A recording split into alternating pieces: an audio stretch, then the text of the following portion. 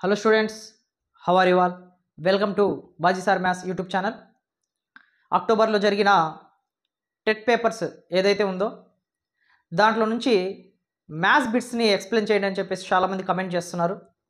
ఆ కమెంట్స్ని దృష్టిలో పెట్టుకొని అన్ని టెట్ పేపర్స్లో అడిగిన మ్యాథ్స్ బిట్స్ని ఎక్స్ప్లెయిన్ చేయడం జరుగుతుంది. అండ్ కొంతమంది కామెంట్ చేస్తున్నారు, సార్ అన్ని మోటివేషనల్ వీడియోసే చేస్తున్నారు, మ్యాథ్స్ వీడియోస్ కూడా చేయండి, అది ఆపొద్దు అని చెప్పేసి. ఖచ్చితంగా ఆపను, అయినా ఆపుతాను అనేసి డౌట్ మీకు ఎందుకు వచ్చిందో నాకు అర్థం కావట్లేదు. ఈ ఛానల్ ఉంది ఫస్ట్ నేను స్టార్ట్ చేసిందే నాన్ మ్యాథ్స్ స్టూడెంట్స్ కోసం కదా. సో అలాంటిది మధ్యలో ఎందుకు ఆపుతాను? నెవర్. మన ఛానల్లో ఆల్రెడీ దాదాపుగా అన్ని టాపిక్స్ కవర్ చేయడం జరిగింది. సో అవన్నీ మీరు రీకాల్ చేసుకుంటున్నారు. ఎప్పుడు ఓపెన్ చేసినా కూడా వీడియో అనేది అందుబాటులో ఉంటుంది ఫ్రీగానే కాబట్టి. సో నోటిఫికేషన్ ఇంకా రాలేదు, ఆ టాపిక్స్ అన్నీ మీరు ప్రిపేర్ అవుతూ ఉంటారు. ఈలోపు చాలామందికి సైకాలజీ తెలిసినప్పటికీ కొంతమందికి తెలియదు. మన మైండ్ మెచ్యూరిటీ ఎలా ఉంటుంది, దాన్ని మనం ఎలా యూజ్ చేసుకొని మన ఆలోచన విధానాన్ని మార్చుకోవాలి అనే టాపిక్ ఖచ్చితంగా మీ ముందుకు తీసుకురావాలి అనే ఉద్దేశంతో కొన్ని మోటివేషనల్ వీడియోస్ అనేది చేయడం జరుగుతుంది. అంతేగాని మ్యాథ్స్ వీడియోస్ ఆపి మోటివేషనల్ వీడియోస్ చేయడం కాదు. రెండు కూడా ప్యారలల్గా మన ఛానల్లోకి అందుబాటులోకి వస్తూనే ఉంటాయి. సో ఎవరు కూడా ఆందోళన చెందాల్సిన అవసరం లేదు. 6వ తారీఖు మార్నింగ్ సెక్షన్ జరిగిన బిట్స్ని మనం ఇప్పుడు ఎక్స్ప్లెయిన్ చేసుకుందాము. వీడియోని ఫస్ట్ టైం చూసేవాళ్ళు తప్పకుండా మన ఛానల్ని సబ్స్క్రైబ్ చేసుకోండి. మ్యాథ్స్ వీడియోస్ అండ్ సైకాలజీని బేస్ చేసుకొని మోటివేషనల్ వీడియోస్ కూడా అందుబాటులోకి వస్తూనే ఉంటాయి. తప్పకుండా వీడియోని లైక్ చేయండి. ఇంకా చాలామంది ఉంటారు, వాళ్ళందరికీ కూడా మన వీడియో అనేది రీచ్ అవుతుంది. ఫస్ట్ ప్రాబ్లం ఒకసారి మీరు అబ్జర్వ్ చేసుకుంటే, ఆనంద్ ఒక వాచ్ని 682 రూపాయలకి కొన్నాడు. ఇందులో ప్రకటన వెలపై 10% పన్ను కలిసి ఉంది అంటున్నాడు. ఇక్కడ ప్రకటన వెల అంటే మార్కెట్ ప్రైస్. ఈ మార్కెట్ ప్రైస్లో ఆల్రెడీ ట్యాక్స్ కూడా కలిసి ఉంది. ఎంత పర్సంటేజ్? 10%. అయితే ప్రకటన వెల ఎంత అంటున్నాడు, అంటే మార్కెట్ ప్రైస్ ఎంత అని అడుగుతున్నాడమ్మా ఓవరాల్గా. సో ఇక్కడ మార్కెట్ ప్రైస్ని మనం ఇప్పుడు ఫైండ్ అవుట్ చేయాల్సి ఉంటుంది. ఆల్రెడీ దాని మీద 10% ట్యాక్స్ కలిసింది అంటే మార్కెట్ ప్రైస్ కంటే కూడా ఈ అమౌంట్ ఎక్కువనే కదా. అంటే ఖచ్చితంగా మార్కెట్ ప్రైస్ ఏమవుతుంది, ఈ అమౌంట్ కంటే తక్కువ ఉంటుంది. ఎందుకంటే ఈ అమౌంట్లో మార్కెట్ ప్రైస్తో పాటు ఏం కలిసి ఉంది? 10% ట్యాక్స్ కూడా కలిసి ఉంది. సో ఫస్ట్ మనకి మార్కెట్ ప్రైస్ తెలియదు కాబట్టి ఎక్స్ అనుకుంటున్నాను. ఇలాంటి ప్రాబ్లమ్స్ ఖచ్చితంగా మనకి అడగడానికి అవకాశం ఉంటుంది. సో జాగ్రత్తగా ఆలోచిస్తే మనకి ఆన్సర్ అనేది ఒక 2-3 స్టెప్స్లోనే వచ్చేస్తుంది. సో నేను ప్రకటన వేళ మార్కెట్ ప్రైస్ని ఎక్స్ అనుకుంటున్నాను. సో ఈ ఎక్స్ ప్లస్ దీంతో ఈ మార్కెట్ ప్రైస్లో ఇంకా ఏం కలిసి ఉందమ్మా? 10% ట్యాక్స్ కూడా కలిసి ఉంది కాబట్టి యాడ్ చేస్తున్నాను. దేనికి కలిసి ఉంది 10%? మార్కెట్ ప్రైస్కి. కాబట్టి ఎక్స్ ఆఫ్ 10%. ఇదంతా దేనికి ఈక్వల్ చేసుకోవాలమ్మా? 682కి ఈక్వల్ చేసుకోవాలి. ఎందుకంటే దీంట్లో మార్కెట్ ప్రైస్ అండ్ ట్యాక్స్ కూడా యాడ్ అయి ఉంది కాబట్టి. సో ఇక్కడ మనం ఎలా కన్వర్ట్ చేసుకోవచ్చు? ఎక్స్ ప్లస్ ఎక్స్ ఆఫ్ 10% అంటే 10 ఇంటూ ఎక్స్ ఏమవుతుందమ్మా? 10x బై పర్సంటేజ్ని రిమూవ్ చేస్తే డినామినేటర్లో 100 అనేది మనం రాసుకోవచ్చు. ఈజ్ ఈక్వల్ టు 682ని అలాగే ఈక్వల్ చేసుకుంటున్నాను. సో ఇక్కడ మనకి 0 అనేది క్యాన్సిల్ అయిపోతే X plus 1 into X X by 10 is equal to 682. LCM చేసుకుంటే 10x ప్లస్ ఎక్స్ బై డినామినేటర్లో ఎంత రాసుకోవచ్చమ్మా? 10 ఈజ్ ఈక్వల్ టు 682. డినామినేటర్లో ఉన్న 10 ఈజ్ ఈక్వల్కి రైట్ సైడ్ వెళ్తే ఏమవుతుంది? మల్టిప్లికేషన్ అవుతుంది. సో 10x ప్లస్ ఎక్స్ ఎంత అవుతుందమ్మా? 11x is equal to 682 into 10గా మనం రాసుకోవచ్చు. ఒకసారి ఇక్కడ క్యాన్సిలేషన్ బాగా అబ్జర్వ్ చేసుకోండమ్మా. డైరెక్ట్గా ఇక్కడే చేసుకోవచ్చు. లేదు సార్ మాకు అర్థం కాదు, ఇంకో స్టెప్ వేయండి అంటే మాత్రము ఇంటూ ఫామ్లో ఉన్న ఈ 11 ఇటువైపు వస్తే ఏమవుతుందమ్మా? డివైడెడ్ బై అవుతుంది. So X is equal to 682 into 10 by 11 అవుతుంది. 11 1 జా 11, 11 6 జా 66. అంటే 68లో 66 అనేది పోయింది, ఇంకా 2 ఉంటుంది. పక్కన రాసుకుంటే 22 అవుతుంది. సో 11 2 జా 22గా మారిపోతుంది. Final X is equal to 62 into 10 వస్తుందమ్మా? 620 రూపీస్ అనేది వస్తుంది మనకి. సో మార్కెట్ ప్రైస్ ఓవరాల్గా మనకి ఎంత ఉంది? 620 రూపీస్ ఉంది. ఎప్పుడైతే ఈ 620 రూపీస్కి 10% ట్యాక్స్ యాడ్ అవ్వడం వల్ల ఆ 620 రూపీస్ కాస్త ఎంతగా మారిపోయింది? 682గా మారిపోవడం అనేది జరిగింది. సో ఈ ఆప్షన్ ఎక్కడుంది? మన 620 అనేది ఆప్షన్ సి. ఆప్షన్ సి అనేది మనకి రైట్ ఆన్సర్ అవుతుంది. మీకు అర్థం అవ్వడం కోసం ఇంత డీటెయిల్గా మనము చేయడం జరుగుతుంది అనమాట 4-5 స్టెప్స్. ఇలాంటి ప్రాబ్లమ్స్ మనం రెగ్యులర్గా ప్రాక్టీస్ చేసుకుంటూ ఉంటే ఖచ్చితంగా 2-3 స్టెప్స్లోనే మనము ఈజీగా సాల్వ్ చేసుకోవచ్చు. ఆల్రెడీ ఇలాంటి ప్రాబ్లమ్స్ నేను ఇంతకు ముందే వీడియోస్లో డిస్కషన్ చేయడం జరిగింది, కావాలంటే ఒకసారి చెక్ చేసుకోండి. మనం డిస్కషన్ చేసుకున్న మోడల్స్ చాలా వరకు టెట్ ఎగ్జామ్స్లో అడగడం జరిగింది. నెక్స్ట్ ప్రాబ్లం ఒకసారి బాగా అబ్జర్వ్ చేయండి అమ్మా. ట్రెపీజియం ఆకారంలో ఉన్న పొలం వైశాల్యం 240 చదరపు మీటర్లు అంటున్నాడు. సో 2 సమాంతర భుజాల మధ్య గల దూరము 15 మీటర్లు అంటున్నాడు.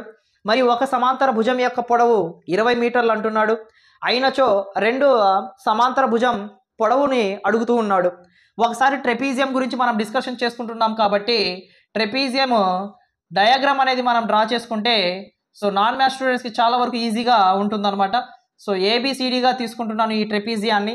సో ట్రెపీజియం ఆకారంలో ఉన్న పొలము వైశాల్యం అంటే ఏరియా ఇచ్చేసాడు. ఎంత ఇచ్చాడు? 240 మీటర్ స్క్వేర్, అంటే చదరపు మీటర్లన్నా మీటర్ స్క్వేర్ అన్నా రాసుకోవచ్చు. 2 సమాంతర భుజాల మధ్య గల దూరం 15 మీటర్లు అంటున్నాడు. సమాంతర భుజాలు అంటే ప్యారలల్ సైడ్స్. ఈ ఇద్దరికి మధ్యలో ఉండే ఈ డిస్టెన్స్ ఏదైతే ఉందో దీన్ని 15 మీటర్స్గా తీసుకోమంటున్నాడు. అంటే హెచ్ వాల్యూ మనకి 15 మీటర్స్ అనేది వచ్చేసింది. ఆ తర్వాత ఒక సమాంతర భుజం యొక్క పొడవు 20 మీటర్లు అంటున్నాడు. సో డిసి అనేది ఒక ప్యారలల్ సైడ్ అవుతుంది, ఏబి అనేది ఇంకో ప్యారలల్ సైడ్ అనేది అవుతుంది. ఈ రెండిట్లో ఒకటి వచ్చేసి 20 మీటర్లు అంటున్నాడు. అంటే ఇదైనా తీసుకోవచ్చు, మనము ఏబి సైడ్ అయినా కూడా తీసుకోవచ్చు అనమాట. సో ఏబి సైడ్ని నేను ఏ అనుకుంటున్నాను, డిసి సైడ్ని నేను బి అనుకుంటున్నాను.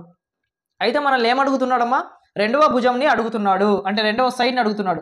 సో ఇది నువ్వు 20 తీసుకుంటే డీసీని ఫైండ్ అవుట్ చేసుకోవాలి, లేదా ఇది 20ని తీసుకుంటే ఏబిని మనం ఫైండ్ అవుట్ చేసుకోవాల్సి అవసరం ఉంటుందన్నమాట.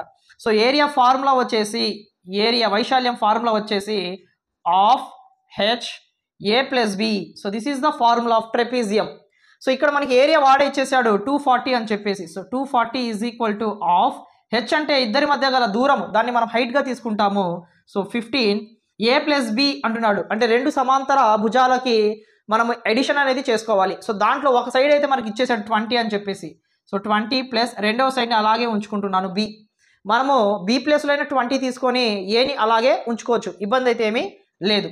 డివైడెడ్ బైలో ఉన్న ఈ 2 is equal to left side వెళ్తే ఏమవుతుందమ్మా? ఇంటూ అవుతుంది. So 240 into 2 is equal to ఏం మిగిలిందమ్మా? 15 ఆఫ్ 20 ప్లస్ బి. ఇంటూ ఫామ్లో ఉన్న ఈ 15 ఇటు వస్తే ఏమవుతుందమ్మా? డివైడెడ్ బై అవుతుంది. So 240 into 2 by 15 is equal to 20 plus బిగా మనం తీసుకుంటున్నాం. సో ఇక్కడ క్యాన్సిలేషన్ చూడు, 15 1 ఇక్కడ 15 1 15, ఇంకంతా 9 ఉంటుంది. ఆ 9 పక్కన రాసుకుంటే 90 అవుతుంది. 15 6 90, అంటే 16 మిగిలింది. 16 ఇంటూ 2, 16 2 ఎంతమ్మా మనకి? 32 is equal to 20 plus B plus 20 is equal to left side వస్తే ఏమవుతుందమ్మా? మైనస్ అవుతుంది. So 32 minus 20 is equal to B. So ఫైనల్గా 32 నుంచి మనకి 20 అనేది సబ్ట్రాక్షన్ జరిగితే ఎంత వస్తుందమ్మా? 12 వస్తుంది. సో ఫైనల్గా మనకి బి అనేది 12 వచ్చింది. అంటే బి అంటే దాని మీనింగ్ ఏంటి? వాడు కనుక్కోమన్న 2వ సమాంతర భుజము అంటే సెకండ్ ప్యారలల్ లైన్కి సంబంధించిన మెజర్మెంట్ ఎంత ఉందని తెలిసిందే మనకి? 12 మీటర్స్ అనేది తెలిసింది. ఎక్కడుందమ్మా 12 మీటర్స్? మనకి ఆప్షన్ సి అనేది మనకి రైట్ ఆన్సర్ అనేది అవుతుంది. సో ఇలాంటివి జాగ్రత్తగా చేసుకుంటే మనము ఈజీగానే ఉంటుంది, ఇబ్బంది అయితే ఏమీ లేదనమాట. నెక్స్ట్ మనము థర్డ్ ప్రాబ్లమ్ని ఒకసారి డీటెయిల్డ్గా చదువుకుంటే అప్లికేషన్ ఓరియంటెడ్లో ఇచ్చాడు, అంటే కాన్సెప్ట్ని బేస్ చేసుకొని ఇచ్చాడు. ఒకసారి బాగా అబ్జర్వ్ చేసుకుంటే ఇక్కడ సమాంతర చతుర్భుజం ఏబిసిడిలో అంటున్నాడు. సమాంతర చతుర్భుజం అంటే ప్యారలోగ్రామ్ని తీసుకుంటున్నాము. ఆ ప్యారలోగ్రామ్ని డయాగ్రామ్లోనే మనకి ఆన్సర్ అనేది తెలిసిపోతుంది. So this is the diagram. So A B C డిగా తీసుకుంటున్నాం. ఫస్ట్ ఈ బిట్ని మనం చదువుకునే ముందు సమాంతర చతుర్భుజం అంటే ప్యారలోగ్రామ్కి సంబంధించిన మినిమం నాలెడ్జ్ అనేది మనకి తెలిసి ఉండాలి. సో ఈ ప్యారలోగ్రామ్లో మనకి ఆపోజిట్ సైడ్స్ ఎలా ఉంటాయంటే ఈక్వల్గా ఉంటుంది, as well as opposite sides మనకి ప్యారలల్గా కూడా ఉంటుంది, అండ్ ఆపోజిట్ యాంగిల్స్ కూడా మనకి ఈక్వల్గా ఉంటుంది. అంటే ఏ దగ్గర మనకి 60 డిగ్రీస్ ఉంటే సి దగ్గర కూడా మనకి 60 డిగ్రీసే ఉంటుంది.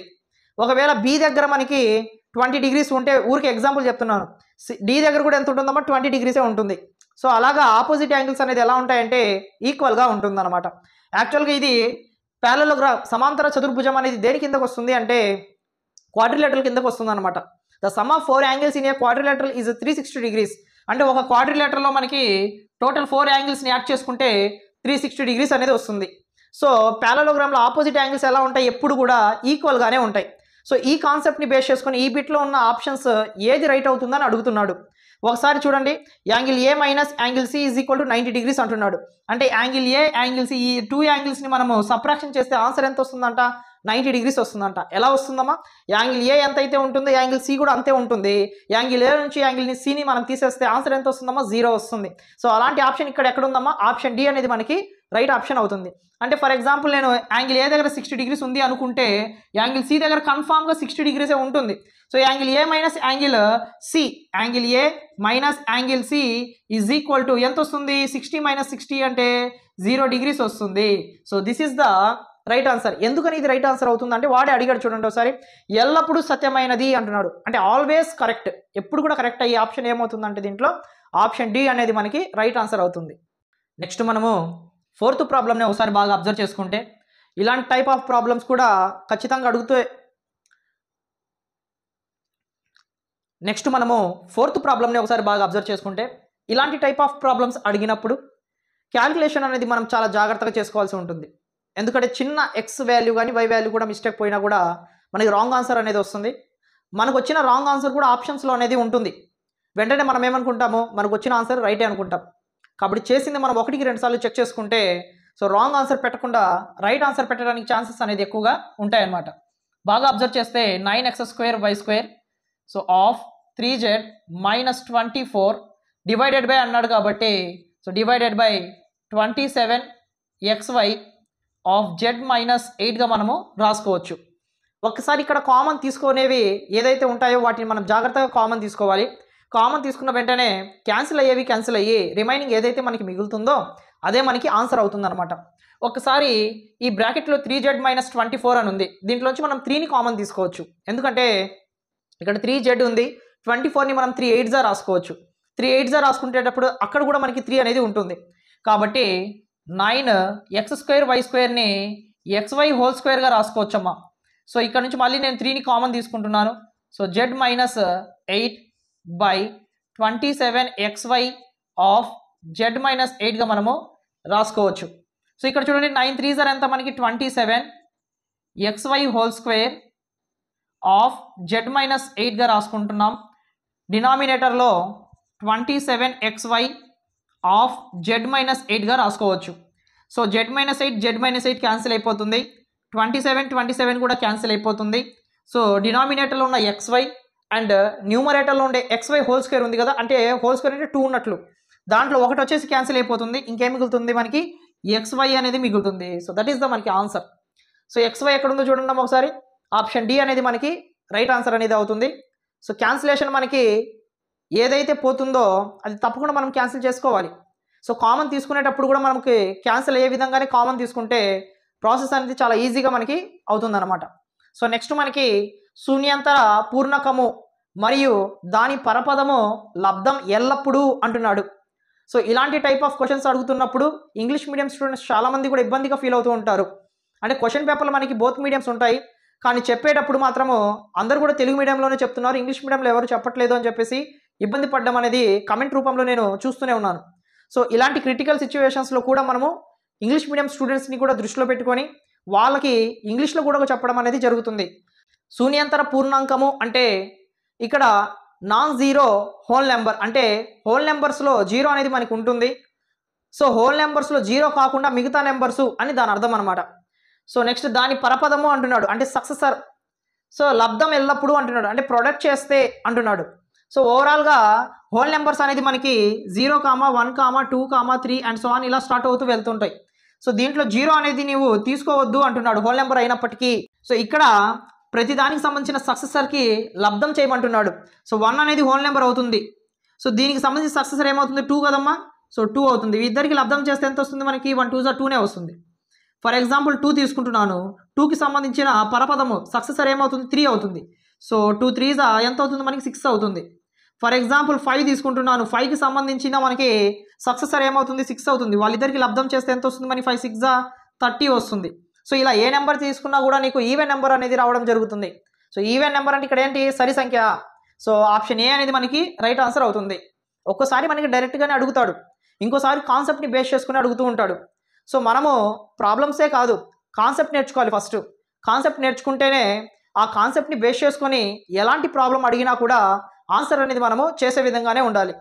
సో ఇక్కడ 6th ప్రాబ్లం, ఒక పాచికను దొర్లించినప్పుడు వచ్చిన సంఖ్య 2 మరియు 3ల రెండింటిని గుణిజం కావడానికి సంభావ్యత అంటున్నాడు. అంటే ప్రాబబిలిటీ నుంచి క్వశ్చన్ అనేది అడగడం జరిగింది. సో ఒక డై అనేది మనకి త్రో చేసినప్పుడు సో 2కి సంబంధించిన 3కి సంబంధించిన మల్టిపుల్స్ ఏవైతే ఉంటాయో వాటికి సంబంధించిన ప్రాబబిలిటీని ఫైండ్ అవుట్ చేయమని చెప్తున్నాడు. సో ఒకసారి బాగా అబ్జర్వ్ చేయండి. పాచికలు మనకి అవైలబుల్లో ఉండేవి ఏమమ్మా, 1 2 3 4 5 6 ఇవే కదా మనకి ఎంత దొర్లించినా కూడా పడే నెంబర్స్. సో దీంట్లో 2కి అండ్ 3కి సంబంధించిన గుణిజాలు కావడానికి అవకాశం ఏముందమ్మా, ఒక్క 6 మాత్రమే ఉంది. అంటే 6 అనేది 2 టేబుల్లో డివిజిబుల్ అవుతుంది, అట్ ద సేమ్ టైం 3 టేబుల్లో కూడా డివిజిబుల్ అవుతుంది. ఫర్ ఎగ్జాంపుల్ 2 తీసుకుంటే 2 టేబుల్లో మాత్రమే ఉంటుంది, 3 టేబుల్లో పోదు. ఫర్ ఎగ్జాంపుల్ 3 తీసుకుంటే 3 టేబుల్లో మాత్రమే పోతుంది, 2 టేబుల్లో పోదు. ఫర్ ఎగ్జాంపుల్ 4 తీసుకున్నా కూడా అంతే, 2 టేబుల్లో పోతుంది, 3 టేబుల్లో పోతుంది. అలాగా రెండిట్లో పోయే నెంబర్ ఏదైనా ఉంది అంటే అది ఖచ్చితంగా 6 అనే నెంబరే. సో ఇక్కడ మనకి favourable outcomes by total outcomes అనేది మనం రాసుకుంటాం. ఫేవరబుల్ అవుట్కమ్స్ ఎన్ని ఉన్నాయి మనకి, 1 నెంబర్ ఉంది బై టోటల్ అంటే ఎన్ని ఫేసెస్ ఉన్నాయి, మొత్తం కూడా 6 ఉన్నాయి కాబట్టి 6 రాస్తాం. సో ఆన్సర్ అనేది మనకి 1/6 అనేది రైట్ అవుతుంది. చాలామంది ఏం చేస్తారంటే సో ఈ కాన్సెప్ట్ తెలిసినప్పటికీ 2కి మరియు 3కి సంబంధించిన గుణిజం మల్టిపుల్ ఏదైతే ఉందో ఆ నెంబర్ 6 అందరూ న్యూమరేటర్లో 6 అనే నెంబర్నే రాసేస్తారు. 6 అనే నెంబర్ని రాసి డినామినేటర్లో టోటల్ 6 నెంబర్స్ కాబట్టి 6 రాస్తారు. అప్పుడు ఈ 2 క్యాన్సిల్ అవుతుంది. ఈ 2 క్యాన్సిల్ అవ్వడం వల్ల ఆన్సర్ ఎంత వస్తుంది, 1 వస్తుంది. వెంటనే ఆ 1 ఎక్కడ ఉందో చూడండి, ఆప్షన్ ఏలో ఉంది. వెంటనే ఆ ఆప్షన్ అనేది పెట్టేస్తారు. నేను ఇందాకే చెప్పాను, మనకి ఏదైతే రాంగ్ ఆన్సర్ వస్తుందో ఆ రాంగ్ ఆన్సర్ కూడా ఆప్షన్స్లో ఉంటుంది. సో మనం రైట్ ఆన్సర్ చేసామని చెప్పేసి వెంటనే దానికి బిట్కి ఆన్సర్ అనేది పెట్టేస్తాం. 1కి 2 సార్లు చూసుకొని మరి మనము ఆన్సర్ని పెట్టాలన్నమాట. సో కరెక్ట్ ఆప్షన్ ఏమవుతుందమ్మా, సో 1/6 అనేది మనకి రైట్ ఆన్సర్ అవుతుంది అనమాట. అక్కడ నెంబర్ అడగల, హౌ మెనీ నెంబర్స్ అంటున్నాడు. అంటే 6 అనేది ఒక నెంబరు కాబట్టి న్యూమరేటర్లో మనము 1 అనేది వేసుకోవాలి. ఎక్కడుంది 1/6 అనేది, ఆప్షన్ సి అనేది మనకి రైట్ ఆన్సర్ అనేది అవుతుందన్నమాట. 11 చే భాగించబడాలంటే సో 70169305 కలపవలసిన కనిష్ట సంఖ్య అంటున్నాడు. అంటే ఈ నెంబర్ డివిజిబుల్ అవ్వాలి అంటే 11 చేత సో ఏ నెంబర్ని మనం యాడ్ చేస్తే అవుతుంది అంటున్నాడు. ఆల్రెడీ డివిజిబిలిటీ రూల్స్ అనేది భాజనీయత సూత్రాలు, ఈ భాజనీయత సూత్రాలు అనేది ఆల్రెడీ మన ఛానల్ అందుబాటులో ఉంది. చాలామంది నేర్చుకున్నారు. టెట్ ఎగ్జామ్ రాసేటప్పుడు మన ఛానల్లో ఉండే వీడియోస్ అన్నీ కూడా చూసి ఎంతో హెల్ప్ అయ్యాయని చెప్పేసి చాలామంది కమెంట్ కూడా చేశారు. చూడండి వాళ్ళు ఎవరైనా ఉంటే, కాన్సెప్ట్స్ అన్నీ కూడా మన ఛానల్లో అందుబాటులో ఉన్నాయి. ఆ కాన్సెప్ట్ని చూసి సో ఆ కాన్సెప్ట్స్ని బేస్ చేసుకుని అడిగిన టెట్లో క్వశ్చన్స్ని మనము ఇలా ప్రాక్టీస్గా చేసుకుంటే నెక్స్ట్ రాయబోయే డిఎస్సిలో కూడా మనకి చాలా వరకు హెల్ప్ అవుతుందన్నమాట. ఒకసారి మనకి భాజనీయత సూత్రాలలో ఉండే రూల్ని బాగా అబ్జర్వ్ చేసుకుంటే ఏం నెంబర్ అడుగుతున్నాడమ్మా ఇక్కడ, 7016930 అంటున్నాడు. సో ఫస్ట్ మనం ఆల్టర్నేట్ ఉండే నెంబర్స్ని యాడ్ చేసుకొని ఆ 2 నెంబర్స్ నుంచి సబ్ట్రాక్షన్ చేసుకుంటే సరిపోతుంది. జాగ్రత్తగా అబ్జర్వ్ చేయి, ఇక్కడ ఏం లేదు అవసరం. సో 5 + 3 8 అవుతుందమ్మా. 8 + 6 ఆల్టర్నేట్గా చేసుకోవాలి మనము. 5 + 3 8 అవుతుంది. 8 + 6 మనకి 14 అవుతుంది. 14 + 0 అంటే 14 అవుతుంది. సో 14 మైనస్ ఇప్పుడు రిమైనింగ్ నెంబర్స్ ఏదైతే ఉంటుందో దాన్ని యాడ్ చేసుకోవాలి. రిమైనింగ్ నెంబర్స్ అంటే మిగిలిపోయిన నెంబర్స్. సో 0 మిగిలిపోయింది. 0 + 9 9 అవుతుంది. 9 + 1 10 అవుతుంది. 10 + 7 17 అవుతుంది. సో 14 - 17 లేదా 17 - 14 ఎలా చేసుకున్నా మనకు అర్థమయ్యే రీతి ఏంటి, ఇక్కడ ఖచ్చితంగా మనకి 3 అనేది డిఫరెన్స్ అనేది వస్తుంది. 3 డిఫరెన్స్ అనేది వస్తుంది. యాక్చువల్గా ఒక నెంబర్ అనేది 11 టేబుల్తో డివిజిబుల్ అవ్వాలి అంటే ఇక్కడ వచ్చే ఆన్సర్ ఖచ్చితంగా ఏమై ఉండాలి, 0 అయినా ఉండాలి లేదా 11కి సంబంధించిన గుణిజాలైనా ఉండాలి, అంటే మల్టిపుల్స్ అయినా అయి ఉండాలి. కానీ ఇక్కడ ఏమై ఉంది, 3 అనేది డిఫరెన్స్ వస్తుంది. ఒకవేళ ఈ నెంబర్ని మనం 3తో యాడ్ చేస్తే మాత్రము అప్పుడు ఎంత వస్తుంది మనకి, 17 వస్తుంది ఇక్కడ. సో 17 - 17 ఏమవుతుంది, 0 అవుతుంది. 0 వచ్చింది అంటే ఖచ్చితంగా మనం ఆ నెంబరు 11 టేబుల్తో డివిజిబుల్ అవుతుందని దాని అర్థం. సో ఉండే నెంబర్ని మనము డిఫరెన్స్ ఎంత 3 వచ్చింది కాబట్టి 3ని యాడ్ చేసుకుంటే సరిపోతుంది. సో ఫస్ట్ ఆప్షన్ మనకి రైట్ ఆప్షన్ అనేది అవుతుంది. సో కాన్సెప్ట్ అనేది చాలా ఇంపార్టెంట్, మళ్ళీ చెప్తున్నాను. సో కాన్సెప్ట్ని బాగా అర్థం చేసుకుంటేనే బిట్స్ని మనం పెట్టుకోవచ్చు. క్వశ్చన్ టు ఆన్సర్ చేసే రోజులు ఎప్పుడో పోయాయి. కాన్సెప్ట్ వస్తేనే మనకి బిట్స్కి ఆన్సర్ అనేది మనము చేయగలం అనమాట. నెక్స్ట్ మనము 8th ప్రాబ్లం ఒకసారి బాగా అబ్జర్వ్ చేసుకుంటే, ఒక జత పూరక కోణాల కొలతలలో వ్యత్యాసం 24 అయినా ఆ కోణాలు అని అడుగుతున్నాడు. ఇక్కడ పూరక కోణాలు అంటే complementary angles. The sum of two complementary angles is equal to 90 degrees అనేది మనకు అందరూ తెలుసు. రెండు పూరక కోణాలని మనము ఎడిషన్ చేస్తే 90 డిగ్రీస్ వస్తుందని మనకు తెలుసు. అయితే ఇక్కడ ఉండే వ్యత్యాసాన్ని మీరు ఒకసారి బాగా అబ్జర్వ్ చేసుకుంటే ఇద్దరి మధ్యలో ఉండే డిఫరెన్స్ 24 అని చెప్తున్నాడు, ప్రతి ఆప్షన్లో ఉంటుంది మనకి. అయితే అవి చెక్ చేసుకుంటూనే ఆ రెండింటిని యాడ్ చేస్తే 90 డిగ్రీస్ వస్తుందా అనేది కూడా మనము జాగ్రత్తగా ఆలోచించుకోవాలి. సో ఇక్కడ ఉండే 4 ఆప్షన్స్లో 24 వ్యత్యాసం ఉండి ఆ రెండు యాంగిల్స్ యాడ్ చేస్తే 90 డిగ్రీస్ కూడా అయ్యే ఆప్షన్ ఏదైనా ఉంది అంటే మాత్రము అది ఖచ్చితంగా ఏమవుతుందో ఇక్కడ ఆప్షన్ సి అవుతుంది. సో 33 + 57 ఎంతమా 90 డిగ్రీస్ అనేది మనకి అవుతుంది. ఇంకా మిగతావన్నీ కూడా మనకి 90 డిగ్రీస్ కంటే ఎక్కువ అవ్వడము లేదా తక్కువ అవ్వడం అనేది మనకి జరుగుతూ ఉంటుందన్నమాట. సో ఇక్కడ ఏ ఆప్షన్ రైట్ అవుతుంది మనకి? ఆప్షన్ సి అనేది రైట్ అవుతుంది. మొదటి 5 సంయుక్త సంఖ్యల మధ్యగతము అంటున్నాడు. సంయుక్త సంఖ్యలు అంటే కాంపోజిట్ నెంబర్స్. కాంపోజిట్ నెంబర్స్కి మీడియన్ని ఫైండ్ అవుట్ చేయమని చెప్తున్నాడు. కాంపోజిట్ నెంబర్స్ అంటే ఏంటి? More than 2 factors. 2 ఫ్యాక్టర్స్ కంటే ఎక్కువగా ఉంటే దాన్ని మనము కాంపోజిట్ నెంబర్స్గా తీసుకుంటాము. అంటే 2 కంటే ఎక్కువ కారణాంకాలు ఉంటే దాన్ని మనం సంయుక్త సంఖ్యగా తీసుకుంటాం అనమాట. 2 కంటే ఎక్కువగా ఉంటే దాన్ని మనం ఏ నెంబర్గా తీసుకోవచ్చు? ఫస్ట్ మనకి 4 అవుతుంది అనమాట. కరెక్ట్గా 2 ఉంటే అప్పుడు మనకి ప్రధాన సంఖ్య ప్రైమ్ నెంబర్ అనేది అవుతుంది. ఈ బేసిక్స్ అన్ని ఆల్రెడీ మనము క్లాస్లో చెప్పుకున్నాము. సో 4 కామా ఆ తర్వాత వచ్చే నెంబర్ 6 అవుతుంది, నెక్స్ట్ వచ్చే నెంబర్ 8, నెక్స్ట్ 9 అవుతుంది, నెక్స్ట్ వచ్చేసి 10 అవుతుంది. మొదటి 5 సంయుక్త నెంబర్లు ఏమవుతాయి అంటే 4, 6, 8, 9, 10 అవుతుంది. దీంట్లో మధ్యగతము అని అంటున్నాడు, మీడియన్కి ఫైండ్ అవుట్ చేయమంటున్నాడు. మీడియన్ అంటే మిడిల్లో ఉండేది ఎంత అవుతుందమ్మా? మనకి 8 అవుతుంది. సో ఏ ఆప్షన్ మనకి రైట్ అవుతుంది? ఆల్రెడీ ఉన్నది మొత్తం కూడా మనకి అసెండింగ్ ఆర్డర్లోనే ఉంది. ఎప్పుడైనా కూడా మీడియన్ని ఫైండ్ అవుట్ చేయమని అడిగితే మాత్రము ఇచ్చిన డేటాని ఖచ్చితంగా మనము అసెండింగ్ ఆర్డర్లో రాసుకోవాలి. సో అసెండింగ్ ఆర్డర్లో రాసుకున్నాను మొత్తం కూడా. సో దీంట్లో మనకి మధ్యగతము అంటున్నాడు, మీడియన్ అంటున్నాడు కాబట్టి మిడిల్లో ఉండే నెంబర్ ఏమవుతుంది? మనకి 8 అనేది ఆన్సర్ అవుతుంది. సో దీనికి సంబంధించిన ఫార్ములాస్ కూడా మనకి ఉంటాయమ్మా. ఆ ఫార్ములాస్ కూడా మనకి తెలిస్తే ఇంకా మంచిది అనమాట. సో ఇక్కడ మొత్తము 1, 2, 3, 4, 5 నెంబర్స్ ఉన్నాయి. 5 నెంబర్స్ అంటే ఆడ్ నెంబర్ ఆఫ్ టైప్స్ అనమాట. ఆడ్ నెంబర్ ఆఫ్ టైప్స్కి ఫార్ములా వచ్చేసి n+1/2 అనేది మనకి ఫార్ములా అవుతుంది. అంటే ఇక్కడ చేసుకుంటే ఫార్ములా రూపంలో మనకి చేసుకోవాలి అనుకుంటే మాత్రము సో n అంటే నెంబర్ ఆఫ్ నెంబర్స్, ఇక్కడ నెంబర్ ఆఫ్ అబ్జర్వేషన్స్ 5 ఉన్నాయి కాబట్టి 5 + 1/2 అంటే 6/2, 2 1s 2 3s అంటే థర్డ్ టర్మ్ ఏముంది? 8 ఉంది కాబట్టి ఆన్సర్ అనేది మనకి రైట్ అవుతుంది. అంటే మనకి కాన్సెప్ట్తో పాటు షార్ట్ కట్స్ కూడా తెలిస్తే ఇంకా ఈజీగా చేసుకోవచ్చు. సో ఇక్కడ మధ్యగతం అడుగుతున్నప్పుడు మాత్రం మనము ఈ ఫార్ములా యూజ్ చేయాల్సిన అవసరం కూడా లేదు, వెంటనే మనకి మిడిల్లో ఉంటుంది కాబట్టి 8 అనేది చేసుకోవచ్చు. అదే ఈవెన్ నెంబర్ ఆఫ్ టైమ్స్ ఉంటే మాత్రము అప్పుడు మనకి ఫార్ములా వచ్చేసి n/2, n/2 + 1 అనేది మనకి ఫార్ములా అనేది అవుతుంది. సో n/2 + 1కి n+1/2కి చాలా తేడా ఉంది. నాన్ మ్యాథ్స్ స్టూడెంట్స్ చాలామంది ఇక్కడే కన్ఫ్యూజ్ అవుతూ ఉంటారు. So even number of times అంటే ఈ ఫార్ములా తీసుకుంటాము, ఆడ్ నెంబర్ ఆఫ్ టైమ్స్ అంటే ఈ ఫార్ములా తీసుకుంటాం అనమాట. ఇక్కడ 5 నెంబర్స్ అడిగాడు కాబట్టి మధ్యలో ఉండే నెంబర్స్ని తీసుకున్నాం. అదే 6 నెంబర్స్ అడిగి ఉంటే మధ్యలో ఉండే రెండింటిని తీసుకుంటాము. రెండింటిని తీసుకొని యాడ్ చేసి /2 చేసినా కూడా మనకి ఆన్సర్ అనేది వస్తుందన్నమాట. సో నెక్స్ట్ మనకి 11 సెంటీమీటర్ల భుజం గల ఘనం యొక్క ఘన పరిమాణము అంటున్నాడు. అంటే 11 సెంటీమీటర్స్ ఉంది ఒక క్యూబ్కి. అలాంటి క్యూబ్కి ఏం ఫైండ్ అవుట్ చేయమని చెప్తున్నాడు? ఘన పరిమాణం, వాల్యూమ్ని ఫైండ్ అవుట్ చేయమని చెప్తున్నాడు. సో క్యూబ్కి సంబంధించిన వాల్యూమ్ ఫార్ములా ఏంటి? మనకి ఏ క్యూబ్ అంటే ఇక్కడ 11 సెంటీమీటర్స్ అంటున్నాడు కాబట్టి 11 క్యూబ్ 11 × 11 × 11గా రాసుకుంటాం.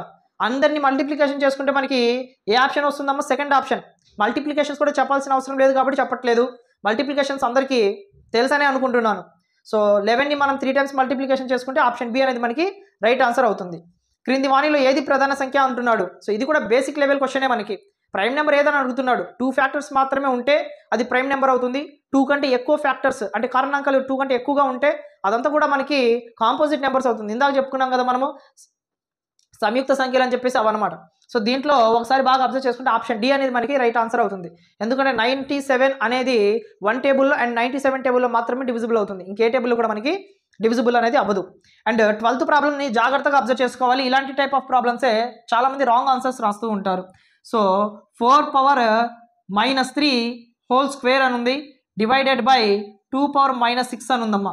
ఎప్పుడైతే పవర్లో మనకి మైనస్ ఉంటుందో అది కాస్త డినామినేటర్లోకి అంటే లవంలో నుంచి హారంలోకి వచ్చినప్పుడు ఆ నెగిటివ్ ఫామ్ అనేది పాజిటివ్ ఫామ్గా చేంజ్ అవుతుంది. అంటే ఇక్కడ దీన్ని నేను ఏం చేస్తున్నానంటే డినామినేటర్లో రాసుకుంటున్నాను. అంటే 1/4³ రాసుకోవచ్చు. దీనికి ఏముంది? స్క్వేర్ ఉంది కాబట్టి స్క్వేర్గా రాసుకుంటున్నా. డివైడెడ్ బై 2⁻6ని నేను 1/2⁻6గా రాసుకుంటున్నాను. సో ఈ స్క్వేర్ అనేది ఇద్దరికీ వస్తుంది. సో 1 స్క్వేర్ వచ్చినప్పుడు 1 అవుతుంది, బై 4 క్యూబ్ హోల్ స్క్వేర్ అవుతుంది డివైడెడ్ బై 1/2 అనేది అలాగే రాసుకుంటున్నాను. మీకు అర్థం అవ్వడం కోసము స్టెప్ బై స్టెప్ రాస్తున్నాను. యాక్చువల్గా అయితే డైరెక్ట్గా 2 స్టెప్లోనే మనం ఆన్సర్ అనేది చేసుకోవచ్చు అనమాట. So 1/a⁴m whole power n formula ఉంది. ఎక్స్పోనెంట్స్ అండ్ కాంపోనెంట్స్లో మనకి ఆ ఫార్ములా అనేది వస్తుంది. ఆ టాపిక్ కూడా మన యూట్యూబ్ ఛానల్లో అందుబాటులో ఉంది. సో 3 2s ఎంతమ్మా 6 అంటే 4/6 డివైడెడ్ బై 1/2/6గా మనము రాసుకోవచ్చు అనమాట. సో ఇక్కడ ఒకసారి అబ్జర్వ్ చేయండి, ఇక్కడ 2/6 ఉంది. సో ఇక్కడ కూడా 2/6 వచ్చే విధంగా మనం రాసుకుంటే క్యాన్సిలేషన్కి ఈజీగా ఉంటుంది. సో 1/1 ఈ 4/6ని నేను 2/2² హోల్ పవర్ 6గా రాసుకుంటున్నాను అన్నమాట. అంటే ఈ 4ని నేను 2² రాసుకున్నాను, అంత ఇంకేం చేయలేదు. డివైడెడ్ బై 1/2/6గా అలాగే రాసుకున్నాను. సో 2 6 ఎంత మనకి 12 అవుతుంది. సో 1/2/12 డివైడెడ్ బై 1/2/6గా రాసుకోవచ్చు. సో డినామినేటర్లో ఉన్నది న్యూమరేటర్లోకి వస్తే ఏమవుతుంది, రెసిప్రోకల్ అనేది చేంజ్ అవుతుంది. సో 1/2/12 ఇంటూ పైకి వస్తుంది కాబట్టి 2/6/1 అవుతుంది. ఇక్కడ 2/6 ఇక్కడ 2/12 ఉంది. సో ఇక్కడ కూడా 2/6 అనేది క్యాన్సిల్ అయిపోతుంది. ఇంకెన్ని ఉంటాయి, 2లు 6 ఉంటాయి. కాబట్టి 1 న్యూమరేటర్లో ఉన్న 1 అలాగే రాసుకుంటాము. డినామినేటర్లో 2/6 అనేది మిగిలింది. So that is equal to 1/2/6ని మనం ఎలా రాసుకోవచ్చు, 64గా రాసుకోవచ్చు. సో 2ని మనము 6 టైమ్స్ మల్టిప్లికేషన్ చేసుకుంటే ఏమొస్తుంది, 64 వస్తుంది. సో ఫైనల్ ఆన్సర్ మనకి ఏమవుతుంది, 1/64 అనేది ఆన్సర్. సో ఎక్కడ ఉంది 1/64, ఆప్షన్ డి అనేది మనకి రైట్ ఆప్షన్ అవుతుంది. సో ఓవరాల్గా ఈ వీడియోలో మనము 12 ప్రాబ్లమ్స్ అనేది డిస్కషన్ చేసుకున్నాం. యాక్చువల్గా మనకి ఎన్ని ప్రాబ్లమ్స్ ఉంటాయి, 24 ప్రాబ్లమ్స్ ఉంటాయి ఎక్సెప్ట్ మెథడాలజీ. సో రిమైనింగ్ 12 ప్రాబ్లమ్స్ని నెక్స్ట్ వీడియోలో మనం డిస్కషన్ చేసుకుందాము పార్ట్ 2 రూపంలో. ఎందుకంటే వీడియో లెంత్ అనేది ఎక్కువైపోతుంది అనే కారణంతో. వీడియో లాస్ట్ వరకు చూసావు కదా, తప్పకుండా వీడియోని లైక్ చేయండి. అట్ ద సేమ్ టైం ఖచ్చితంగా సబ్స్క్రైబ్ చేసుకోండి, ఎందుకంటే ఇక్కడ చేసిన వీడియో నీ దాకా రావాలి కదా, అందుకని చెప్పేసి.